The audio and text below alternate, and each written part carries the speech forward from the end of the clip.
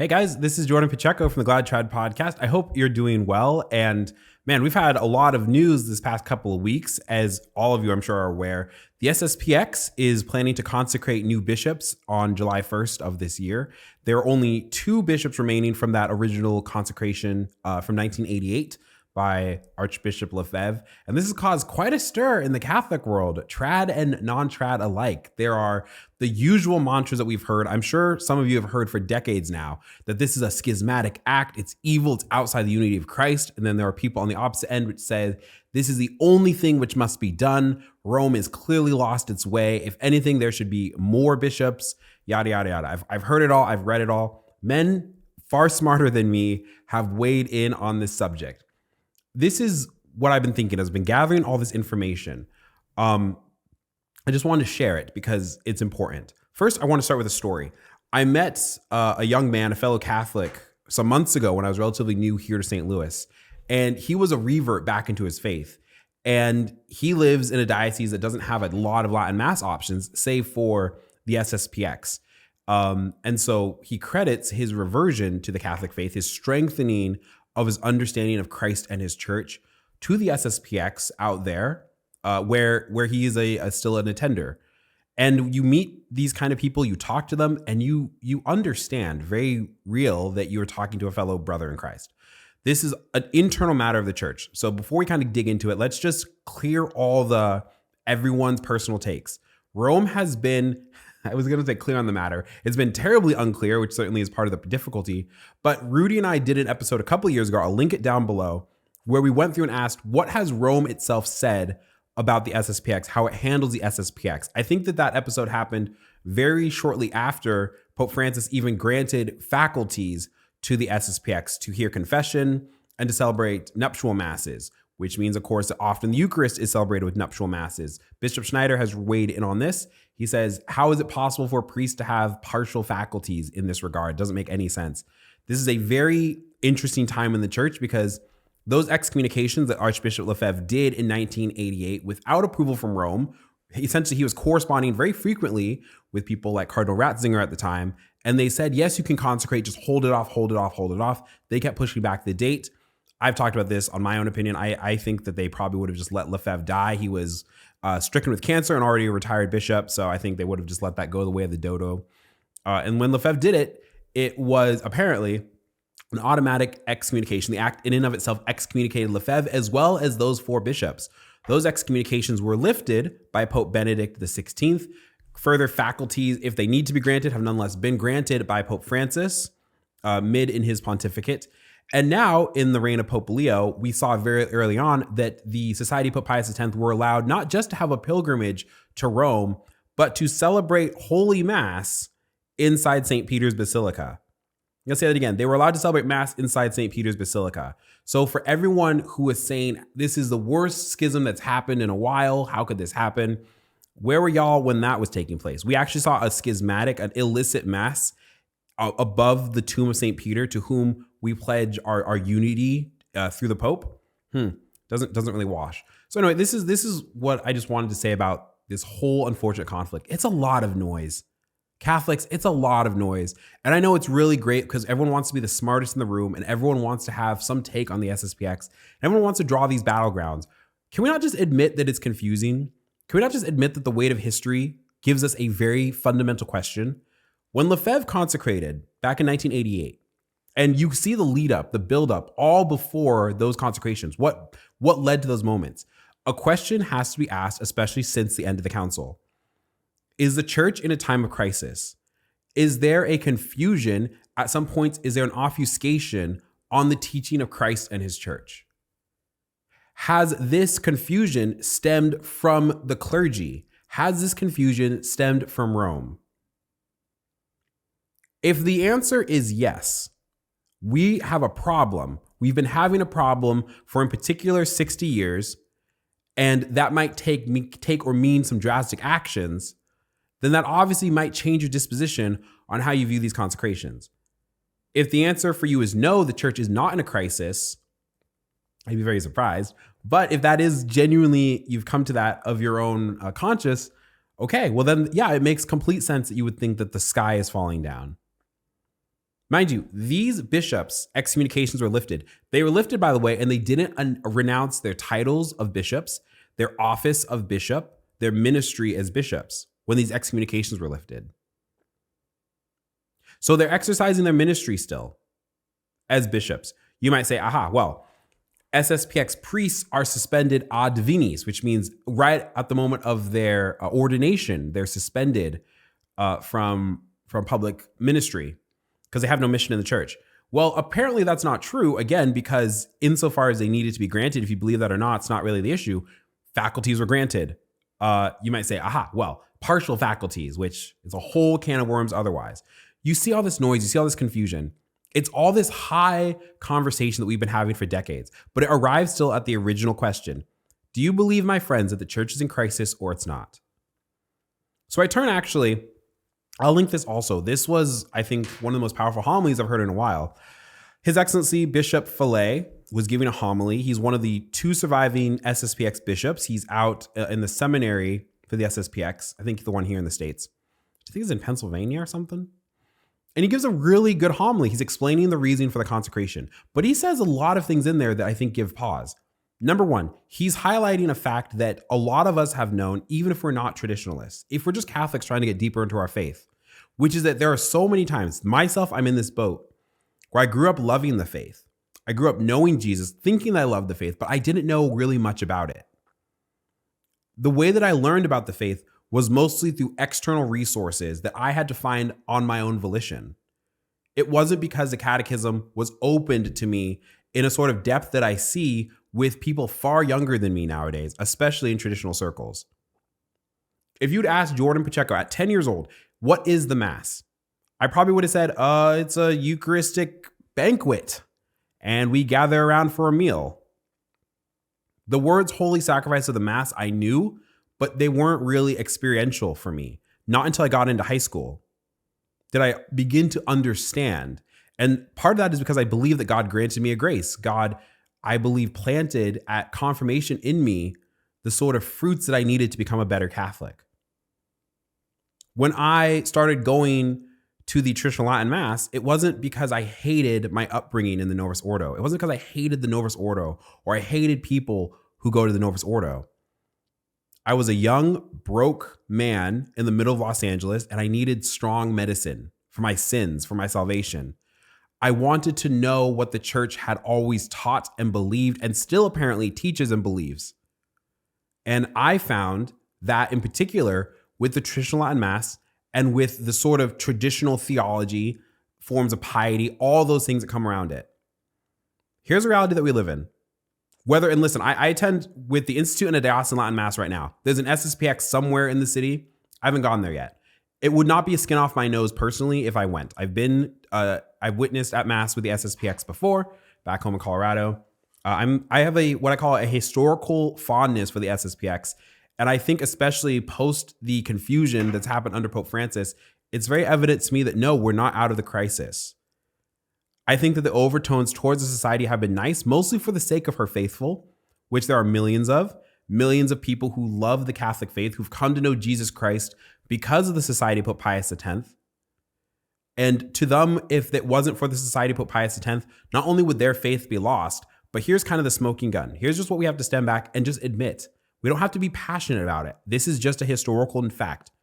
Without the Society of Pope Pius X, without what Archbishop Lefebvre did, whether you agree with it or not, there would be no Ecclesia Day, which means in our current time frame of things, there would be no Fraternity of St. Peter, no Institute of Christ the King, no Institute of the Good Shepherd. Maybe they'd survive, actually. I'd have to look at their history. But point being is there's no Ecclesia Day communities, right? That's really, really troubling. That's really, really maddening when you see the restriction that the Mass and the traditional faith have had for decades now. And what I've seen online, it kind of boggles the mind, it breaks the heart, because there's almost like 2 separate arguments happening. There's these intellectual arguments that are reserved for the clergy and for people who don't have boots on the ground experiences with the SSPX. The SSPX is more of an idea to them than it is anything they've interacted with. They might not know priests or religious who are SSPX. They might not know any laity who are SSPX. So this is just an impassioned, again, historical sort of debate Oh, Lefebvre excommunicated himself. These people are in schism. I've heard this from the pulpit, by the way, at different fraternity parishes. You might say, well, shouldn't you listen to your priest? Yes, I've also heard the opposite from the pulpit. So if it's confusing for the church, it can be confusing for us too. Which leads to the second argument, right? Which is the people with boots on the ground. Like, the faith is not hypothetical. Okay? Having your children be raised Catholic is not hypothetical. Waking up one day and recognizing that there are entire categories of Catholicism that you never heard or discovered before and had no means to in your present parish is not hypothetical. There are so many stories of people becoming more in love with Jesus Christ, which at the end of the day is the entire reason the Catholic Church is there. Her mission, given to her by Christ, is for the salvation of souls. To be a teacher to the world. A teacher for what purpose? That the world may know him, that all may be saved by his name. The scriptures are very clear. Under no other name are we saved. And the scriptures are also clear. He gave us, Jesus himself gave us a church. When I look at kind of the disliking that people have about the SSPX in this impassioned way, I think about the interactions I've had. I think about the sort of stuff I consume. And again, I'm pretty full communion Jordan right now. And I probably will be, I'm very grateful to the fraternity, which I credit very, very strongly to grabbing me when I needed to know the faith most. And I'm grateful to the Institute right now. And I'm grateful to diocesan Latin masses, which is why I'm so mad all the time when they get shut down, when bishops refuse to see how people are finding faith through the traditional Latin mass. It's a huge travesty. At the end of the day, the church is not going to be solved because of orders. It's not going to be solved because there's more members of the fraternity or more members of the Institute or more members of the SSPX in and of itself. At the end of the day, it's a level up and down the whole hierarchy of the church. The ability for a priest to live and teach the traditional mass and the traditional catechism, because these are the ways that have been proven throughout all time, space, and history to be our strongest grasp to know Christ. We've lived in this era of novelty. When I've read Lefebvre's open letter to confused Catholics, I was almost mad because I felt like it could have been written 2 years ago. Lefebvre is talking about, in that book, the destruction of Catholicism, not just in his beloved France, but also particularly in Europe, in the North countries. He talks about America too. The introduction of communion on the hand, this catechism going around in the northern countries near Flanders, that had to be pulled because it was actually teaching heterodoxy. Priests who would dress in plain clothes and go to work and get a job. If you remember that documentary that I have on the channel here, The New American Catholic, nuns who ditched their habits, famously the Sisters of the Immaculate Heart out in California, the first order here to ditch their habits. Now there's 3 of them left, I think. Fun fact. The collapse of religious life. For years, I spent listening to people moan about this, pray about this, and no one ever asked the honest question of why did it happen and how can it be stemmed? The reason why there is so much impassioned conversation about the SSPX right now is because the root of the problem has not been addressed. The church is still in crisis. We learned that very, very clearly under Pope Francis, I think, which is why I find the Francis papacy to actually have a lot of good that came out of it, namely in the form of chastisement. We needed to be woken up to the dangers of the rot which has been creeping in. I pray for Pope Francis' soul. I don't deny his legitimacy as pontiff, anything like that, but I'm very clear that I believe that many of his policies, many of his words, especially to his traditional sons and daughters, were very harmful. They were very hurtful. And it's not fun having a father who whips you. It's not fun having a father who is spiritually abusive in this fashion.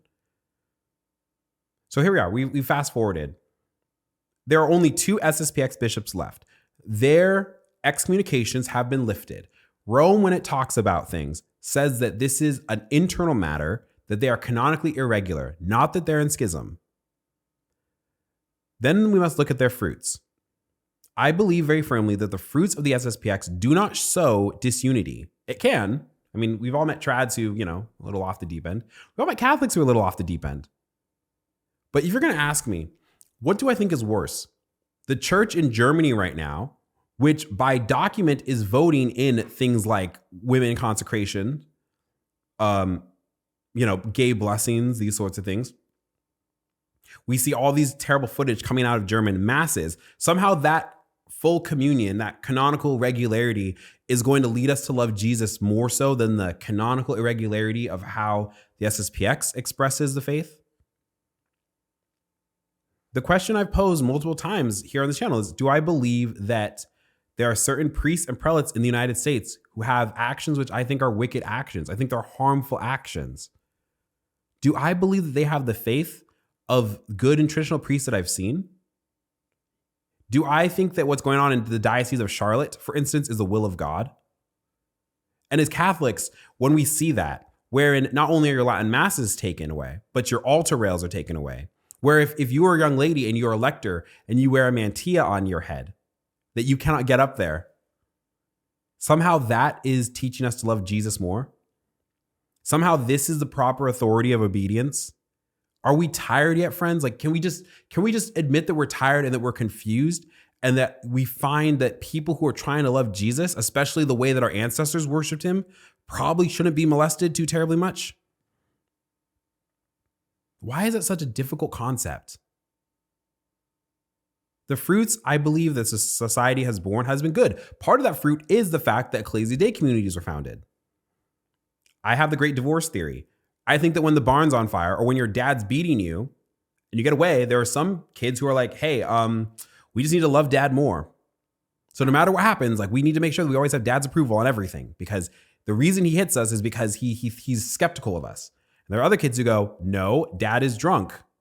And so until my dad cleans himself up, I'm not just going to run over and fling my arms around him every time, because I don't want to get hit anymore. I'm tired. Wild analogy, some of you might say. No, this is exactly the kind of crisis we find ourselves in. We are commanded by Christ to love one another. We have a filial piety, and we owe this. We owe this to the Pope, to the bishops, to Rome. We do not make ourselves our own popes. But when things are really dark and really confusing, when St. Athanasius did what he did and was excommunicated for it, by the way, do we just say, well, I guess that's just the will of God, who cares? When Pope Julius II excommunicates an entire Italian city-state because it won't give him land, do we just go, oh, yep, that's just the way it is. That's the will of God? Do we not have reason? Do we not have a conscience? English is hard. Bishop Fellay, in his homily, says when people say Rome, Rome says this. Specifically, there's different prelates in Rome that say different things from different positions of authority, and oftentimes they contradict each other. Case in point, right now, since these consecrations have been announced, I think it's Cardinal Fernandez who's going to be meeting with His Excellency. That's good. I think it's wonderful that they're meeting. I hope that there is a good and peaceful and decent solution. I know that it's not going to solve every qualm the SSPX has or that Rome has, but I think that on the behalf of millions of souls, it's very important that we see this as a unitive aspect. A few days ago, Pope Leo opined that we are sharing the same faith with our Protestant brothers and sisters. And I find, generally speaking, there are a lot of Catholics who are much nicer to Protestants, to Muslims, and to Jews than they are to traditionalists like the SSPX. They don't have much to say about the Abu Dhabi statement, but God forbid the SSPX consecrates bishops and they lose their absolute ever-loving marbles. Oh, it's crazy, you know? Like, it's sad is what it is. Good priests, good bishops. These are not stupid men. These are not stupid Catholics. I'm not having any animosity for anybody. I'm just looking at this and I go, okay, here's the reality. The SSPX is in the exact same position as in 1988. Well, with a couple of what I'd say very positive developments. These bishops are still exercising and have been exercising for decades their office as bishops.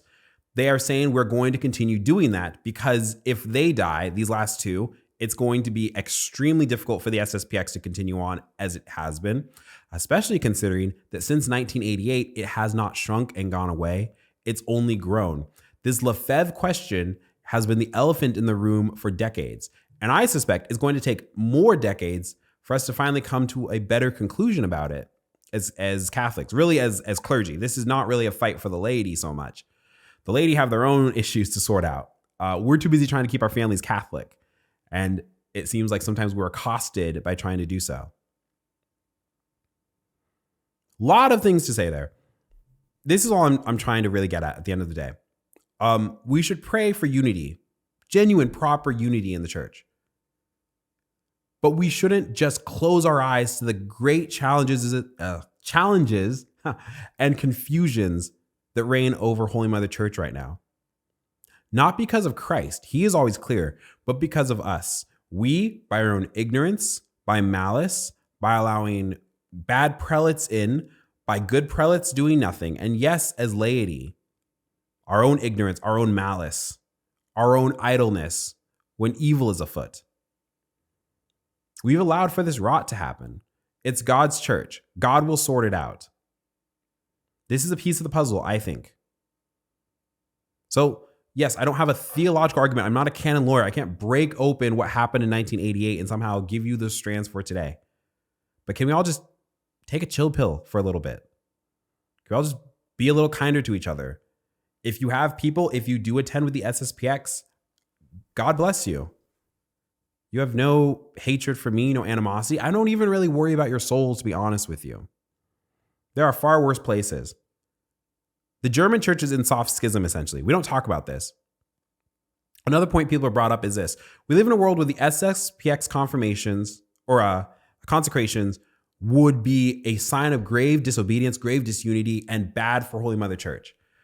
These same people acknowledge that communist China picks their bishops right now, and Rome acknowledges those. I pose to you a grand question again that I've seen online, a lot of raging. It's a fair question, though. What camp would you place your soul into and the souls of your children? There are earth mound creation masses happening in Germany. There are weird depictions of our Lord's birth. There are cathedrals being desecrated with raw chickens being paraded on the altar while the cantors scream, "Flesh is flesh." That's legit. All of this, obviously. Which one of those would you place your soul into and the souls of your children if that was your mass or mass with the SSPX? You have eyes to see and ears to hear. Which one of these places is going to help you deepen your love of Christ? Especially since one's canonically irregular. It's not even outside the church. I would never recommend something that's schismatic. I love being a Catholic. I want to be obviously, I want to be a Catholic for the rest of my life. I am anyway. I'm baptized, stuck into it. I want to be a good Catholic. Like, flip, I want to do right by God. I want to do right by the Holy Father. I want to do right by my bishop. I want to do right by my priest. Like, can we just extend a little bit of charity? Wouldn't that help us a little bit? So we should pray, friends. We should stop the mudslinging. We should pray a little bit, and we should also just wait and see what happens. I'll give you my prediction here at the end for what it's worth, which not a whole lot. Nobody asked me, but I have a podcast, so that's okay. This is what I predict.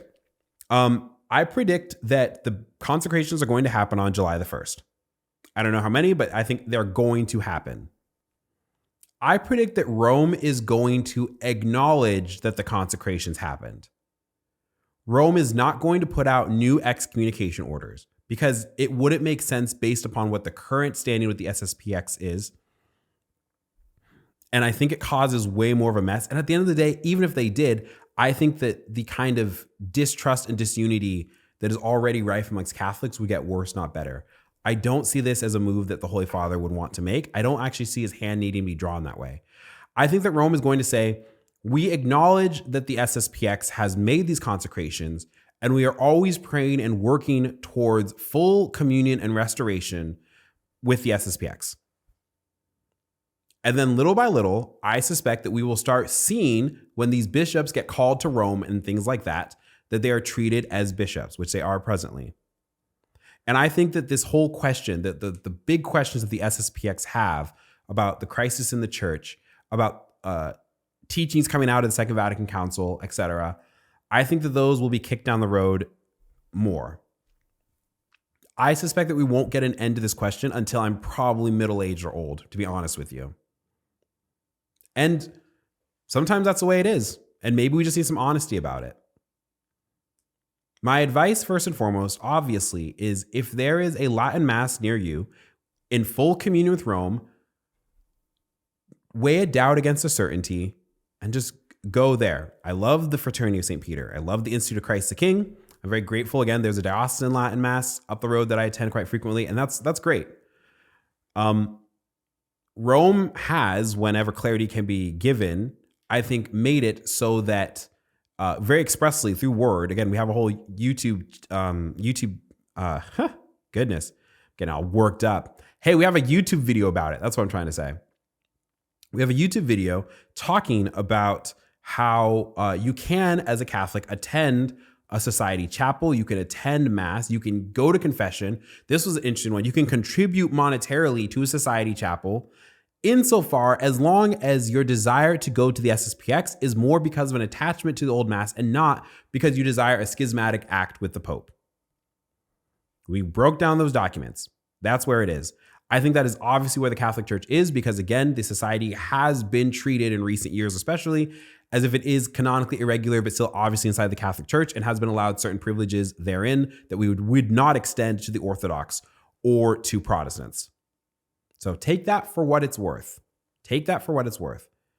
And I really hope that this whole thing gets blown over soon. I hope that there's just full unity. I mean, we just need it.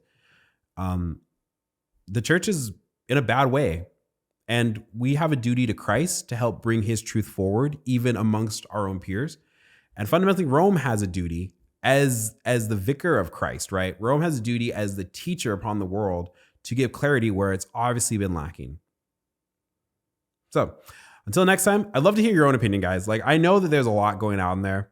Like I said, there are people far smarter than me who've been speaking on this, but nonetheless, I know that some of you attend society chapels. Some of you have had your position, like myself. My position on the SSPX has softened considerably, especially during COVID, because I witnessed heroic priesthood from the society of Pope Pius X, and I didn't think that fruit was very ill. So I'd love to hear if you attend. If you don't attend, your reasons. Again, keep it all charitable. I'm not trying to kick over a hornet's nest here. I'm just highlighting that I'm just tired of these fake fights about the ruptures in the church when it's obvious that there are far darker shadows that we have to confront now. So until next time, hey, thank you all so much for watching. Please share the video, give it a like. Grateful for each and every one of you. God bless you and may He keep you. Adios.